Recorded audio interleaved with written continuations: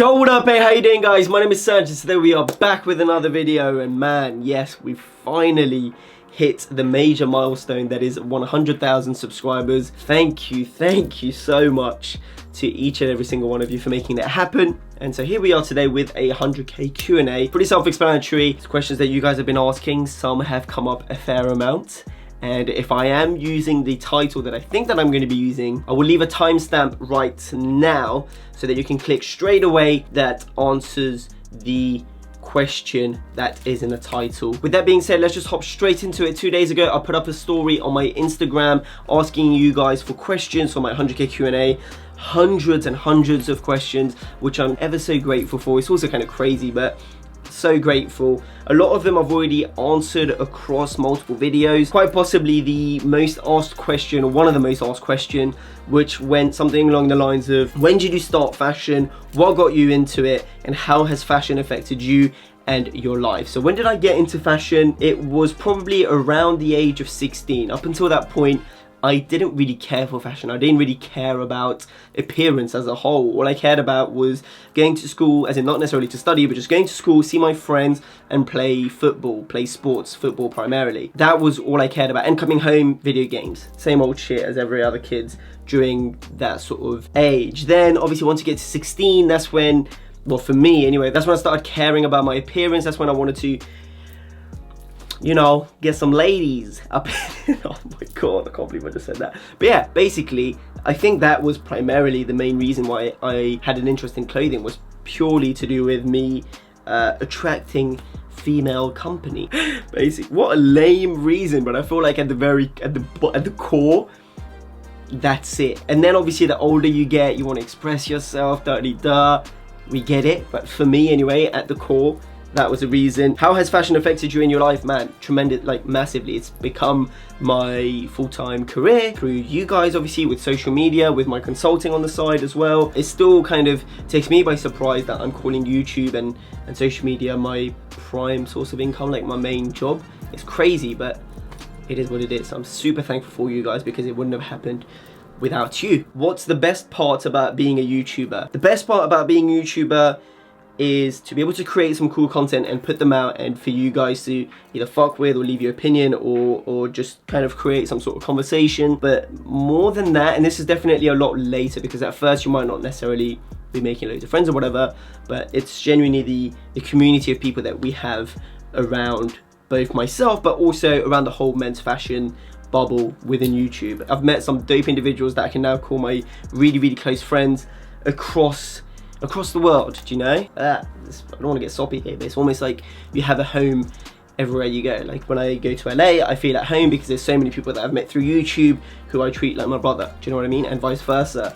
Same goes to Australia and all these various places across Europe, Germany, like people that don't, I mean, I don't speak German, but I've met some really cool people through YouTube and through other mediums as well, but YouTube being the core of it. So that is definitely, for me anyway, the best part. And then B, obviously, is the whole community that we build, the people that watch it. Whenever I come across any of you in real life, it's still a crazy, surreal feeling, and it's dope that we can just almost straight away just kind of talk and chop it up, and there's this sort of familiarity that we have. That is awesome. That's definitely the best part about being a YouTuber. So this is a two-part question. The first being, are Tabis overrated? And then the second question was actually from someone else, and it went something along the lines of Tabis versus SLP Wyatts. Are Tabis overrated? No. Just because although as of recently there's been a lot of talk about it, I still feel like it's definitely something that not everyone will gravitate towards, which is perfectly fine. I know they're not going to be everyone's cup of tea, and that is completely fair. So for that reason, I don't think the title of overrated should be given to it. If anything, they're kind of underrated. I wouldn't even say underrated. I feel like the people that know about it and that wish to get their hands on them can do so, and the people that don't want them don't. So it's a perfect balance. SLPs versus Tabis. Don't get me wrong, man. I love my Margiela Tabi boots, but you cannot beat the GOAT. These are single-handedly the best footwear that I own, that I can recommend to anyone, because they go with anything and everything. Like I got these repaired and resold and whatever so many times, and I'm hoping that this is a pair that I take with me to the grave. Just an incredible shoe, the best shoe. Where should you spend the most money on? Pants, tops, jackets, or shoes? Out of the 4 options that you just listed, I would say either pants or trousers and shoes. Reason being, trousers are one of the things that will very rarely, unless you're like a perfect model physique, and even then you will need to get alterations. So because of that factor, because of the fact that you have to get something altered, get something just perfected to you, you really want to spend your money wisely and make sure that it is something that will stand the test of time. Basically, once you get it altered, you can't flip it, or it's going to be tough to flip it. You can donate it and whatever. So for that reason, I like to spend a lot of money on my trousers, just so that they can be perfect and they can be in my wardrobe for a long time. Then shoes, like I said, you can wear £5 Uniqlo t-shirt, £20 jeans from Topman, Zara, wherever. I mean, I don't think the jeans are 20 quid anymore, but you can find really cheap stuff or affordable stuff as long as you have some nice footwear. That is pretty much all it takes. So for me, trousers and shoes. Hopefully that answers your question. Where did you get that scar on your forehead from? That is this number right here. I acquired this at the tender age of 3. It's a very personal story. So I came home from school. I think at school we were learning about lights or something to do with lights, and I had this tabletop that was extremely slippery. There was a light bulb, and I remember I had a metal pole from, what's it called? I don't even know what the word is in English. What is the word in English?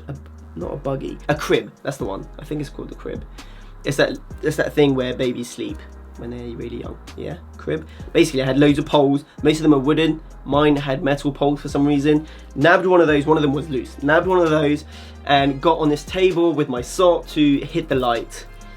I don't know what was going through my head, but basically I was hitting the light, slipped, and I sort of used the metal pole to kind of support myself in the hopes that it would, I don't know, ease the fall basically, and it just went straight through me forehead, and it was right there. Just imagine it went just down a few millimeters, or just in my eye, or whatever it may be. So that was crazy. That was at the age of 3. Yeah, that was mad. Metal pole. Sounds pretty tough, pretty bad boy. So I still roll with that story. Top 3 all-time grail that's not in your closet. That's a toughie. Most of these questions I'm just answering off the cuff and I'm not really preparing. So what I am going to be doing is go through my grailed lists. One of them is going to be my chain leather Wyatts, ideally from Fall Winter 13 from SLP, the one with the exposed zips. Boy, are those incredible. Whether it's the suede version or the leather version, or the leather version, I want to cop those. So that is item numéro 1. Number 2, this is a bit left even for me, but I don't know why, I just love them. I think they're so iconic, and that is the Bapesters, the one with the Kanye West bear. I don't even know what the actual name for them is. I just call them the Babe and Kanye's, the Kanye Bapesters. I think those are incredible, and hopefully those will be a pair of shoes that I'll be copying at some point this year. And then to spice it up a little bit, let's just say the Prada shirt. The Prada, I think it's called the Important Ones. It's the short sleeve shirt from the Iconic collection, and this is the one that has a white on blue design. Incredible shirt that can be found on Grailed for some ridiculous amount of money, mate. But that I've just picked out from Grailed. There's plenty more, but there, like I said, I didn't really prepare for this. So how do you juggle keeping old fans and new fans happy? Bro, that's a toughie. First of all, this might sound very dishonest, but it's completely how I feel. I don't really like the word fans. I think it's cringe. I don't see the people that watch my stuff as fans. I just see people as supporters, is a much better word, or just people that watch my shit, like just my boys, you know, boys, girls, whatever. But how do you juggle keeping old fans and new fans happy? Man, that's a toughie. It really is, because there's a lot of things that you do to kind of grow on the platform, and a lot of people won't necessarily fuck with that, especially if you're getting completely left or completely right. So I think it comes down to balancing experimental but still being very honest and true to yourself. I've definitely sort of tried stuff that a lot of people might not necessarily have fucked with, and that's completely fine. However, there's always a reason for everything that I do, at least I'd like to think so. So hopefully people can understand that, and it's one of those things where you can never please everyone as well, so you're never going to be able to win that, you know. I'm very thankful for everyone that watches my videos, and I hope that whenever I do try something that's a bit new or something that's a bit not necessarily what I always do, then people can see that as, okay, cool, he's trying something new and he might get a new audience or whatever it may be, but that's never the goal. I don't think I've ever put out a video thinking, damn, this is gonna get me a lot of new followers. That's never been the thought process, which is weird because I almost feel like that should be your thought process when you're a YouTuber. I mean, I want them to do well and I want them to be seen and whatever, but, oh, let's get new fans, oh, let's get more people to watch it. It happens, it doesn't, it doesn't. So, yes, that's that. What would you say is your biggest achievement to date on the channel? Obviously, major milestone, 100,000 subscribers, the release of this bad boy. That is well, to me anyway, it's an incredible achievement. This was my first ever project that I did. Although it was in collaboration with the boys at Harry Hunt & Co, it was still a project that I saw from the very beginning to the very end, and it got to your hands. So that was an incredible achievement. Another achievement that I'm super proud of on a personal level is to be able to go home and tell my mum to kind of chill out with work and just take control. What's the word? Take control? Basically take all the financial, I mean, I don't want to say problems. Just be in charge of all the financial stuff regarding the family, be it the mortgage, the bills and everything of the house that my mum lives in. She always wanted to go back and finish her education, so being able to do that for her was a massive thing for me. So job well done, boys. I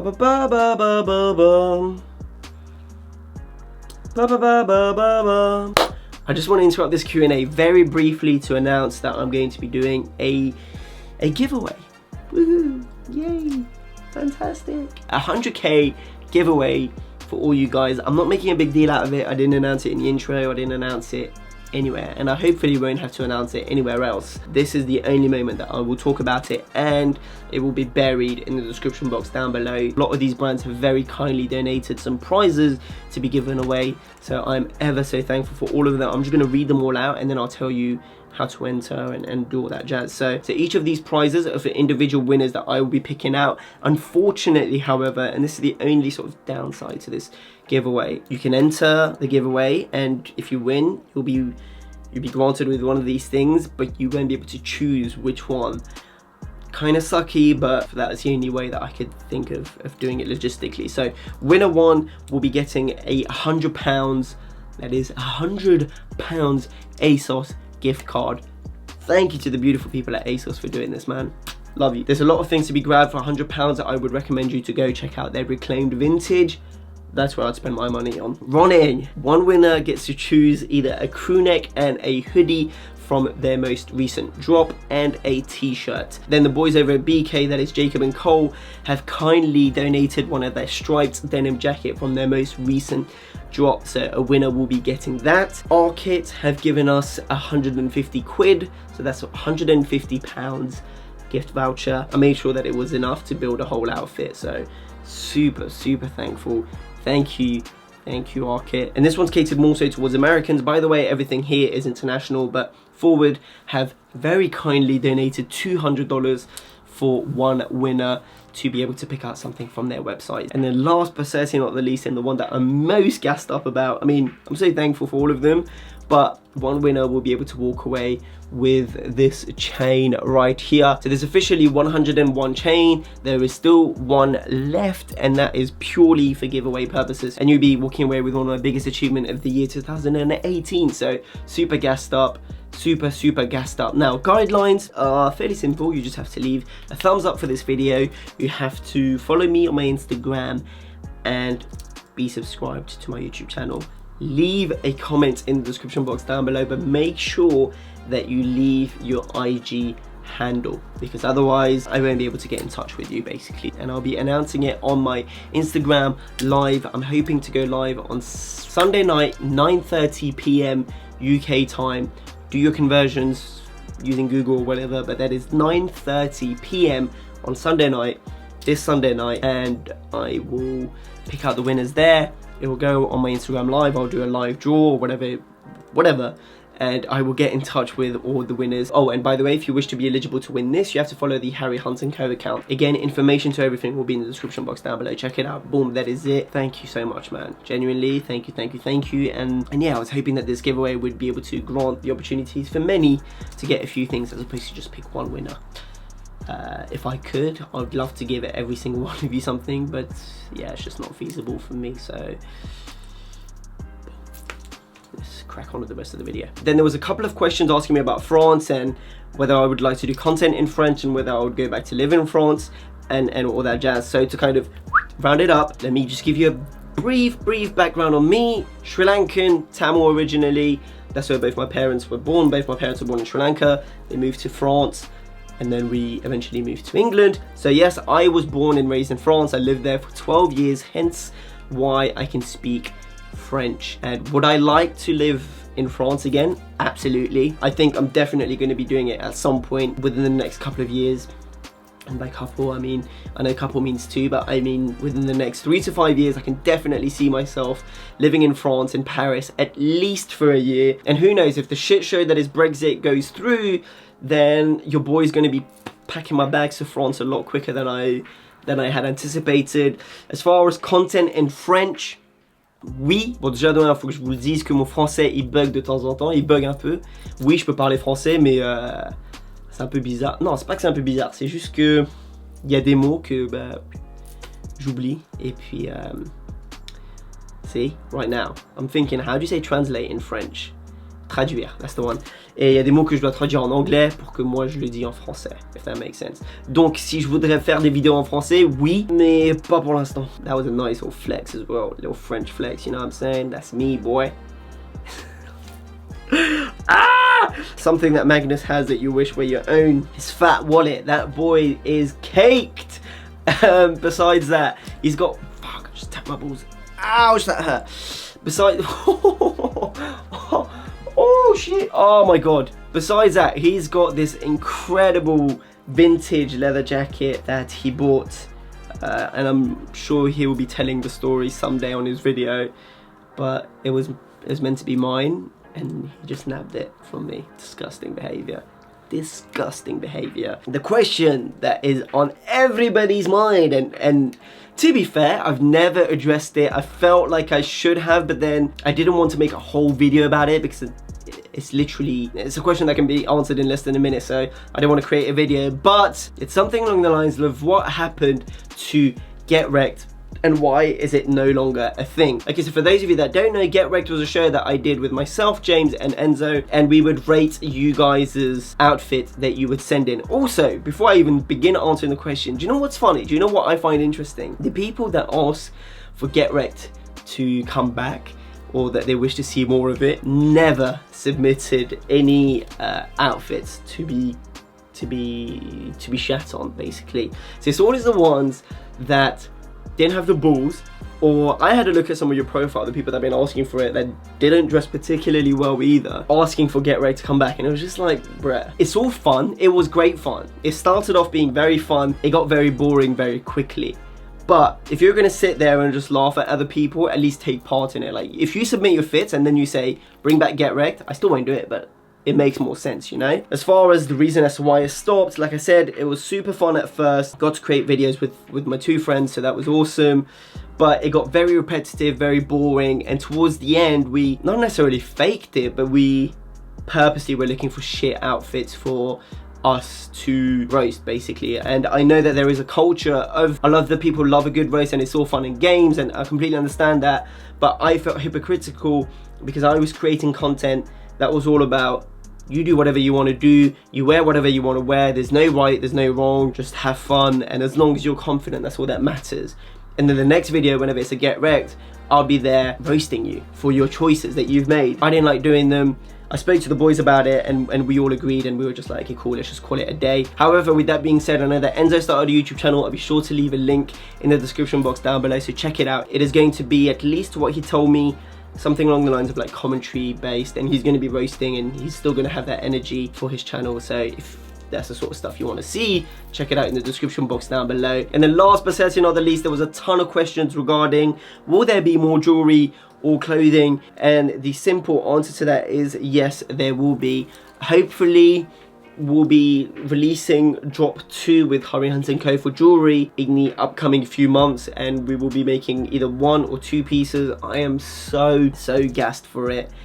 If it all goes according to plan, it will be a pendant chain and a ring. That's if everything goes according to plan, so look out for that. I'll be sure to let you all know when it happens anyway. Clothing, yes, there will be a few things dropping this year. Actually, there was one question I forgot to answer. And this question, when I first read it, I was like, man, I think it was a perfect question, and I really wanted to end this video on this question. Why would anyone even care about fashion? Bro, I'm gonna be completely, I think you were a guy. I'm gonna be completely honest with you. That question, I've been sort of pondering over for the last 2 months. Since I got back from LA, and since I've been so quiet on YouTube, that question has been on my mind a lot more than ever with regards to the content that we all create on YouTube. I don't want this to be like a depressing sob story or a think piece, but I definitely found it interesting with regards to the content that all the men's fashion YouTubers created. I don't know, I've always said there's room for a lot of people on this platform, a lot more people as well to join in and give their opinion,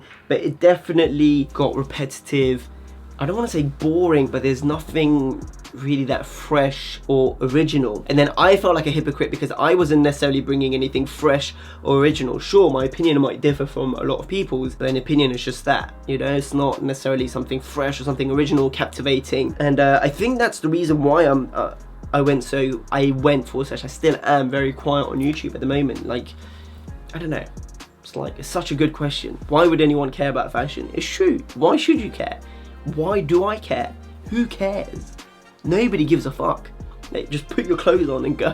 Like, sure, you look good. Great, that's all.